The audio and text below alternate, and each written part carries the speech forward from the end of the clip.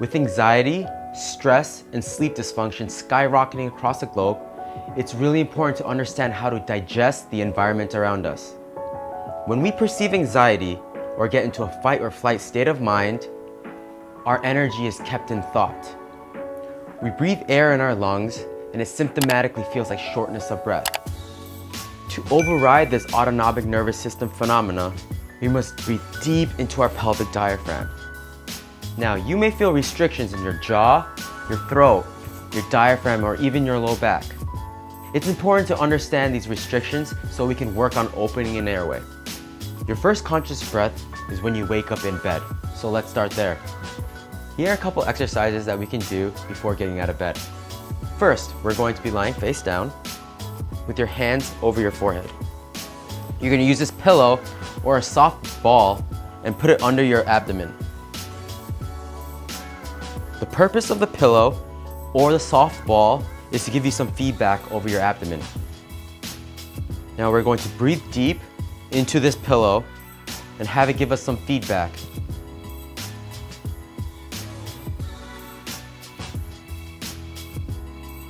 As you breathe, try to breathe out of your abdomen. Try not to breathe out of your chest.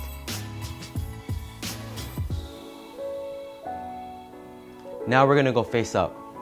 We're going to put our hand over our chest and one over our abdomen. What we're going to do is we're going to breathe into our hand that's over our abdomen. What we don't want is for our hand over our chest to rise at all.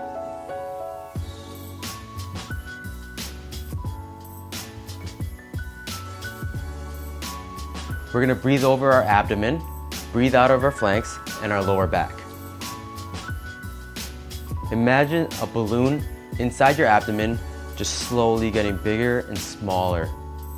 Deplete all the air in your stomach and completely inflate your balloon. Imagine breathing out of a straw. You're not going to let all the air out at once. It's going to be a slow, controlled movement. Another cue is to remember to try to keep your ribs down as far as possible while you're breathing in. Imagine all the life-giving oxygen to permeate all the cells of your body. Imagine that life-giving oxygen feeding all your muscles in your body. There's a lot of muscles in our neck, our chest, and our upper back that aid us in respiration, but sometimes they're hyperactive. What I like to do is get lacrosse balls or tennis balls and put them across our traps or along our transverse processes, which are along the side of the spine. You can put them above your traps and breathe into the lacrosse ball or the tennis ball. Really think about lengthening those muscles and relaxing them. This is a great way to release trigger points in those areas as well.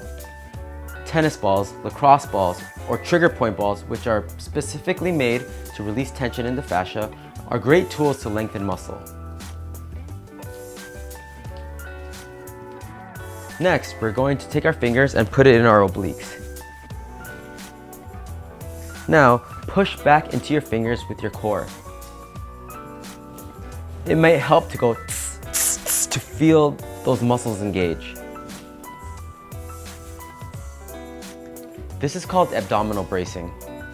This is an important muscle to activate so that when we're doing any movements, we're building rigidity around our spine.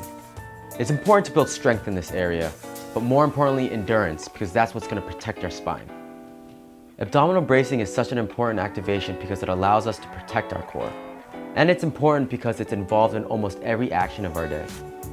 Breathing deeply is such an important aspect of our lives that we may not even think about. Let's digest the environment around us by breathing deeply. You are sleeping all night and your discs get really hydrated with water. Here are a couple stretches that take some pressure off of those joints. What we're going to do is draw stars with our ankles. What we're going to do is we're going to point with our toes. We're going to get all the range of motion possible.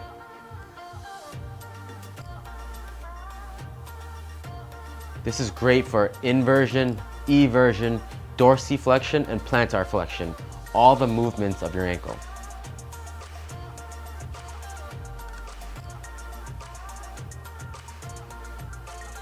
Great. Now we're gonna get into quadruped, also called triple flexion.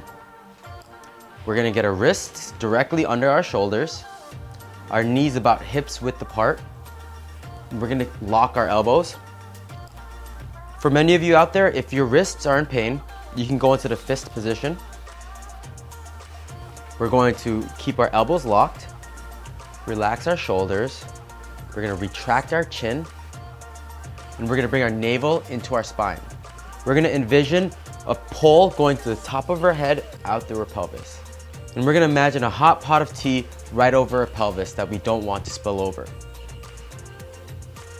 We're going to arch our back and give ourselves as much flexion as possible on our upper back as well as our lower back.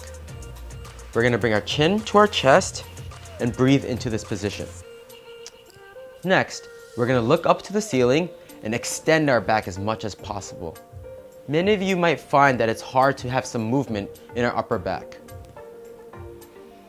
All of our vertebrae have independent movement. It's important that we try to stretch every single one of our vertebrae.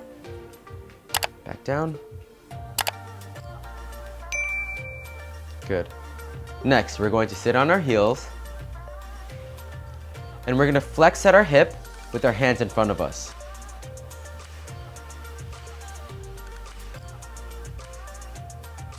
Breathe deeply into this position.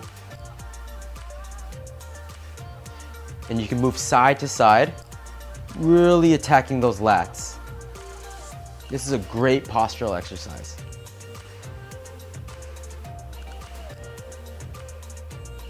Here comes the fun part. Imagine a laser above our head. We're going under the laser and we're gonna extend our back.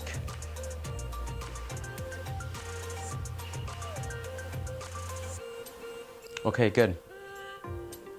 If you find these movements difficult, that's okay. The most important thing is that you're doing these. The more you do them, the more flexible you become. It's important to start your day off with good stretching so we can bring oxygen to the muscles and prevent injuries like muscle strains.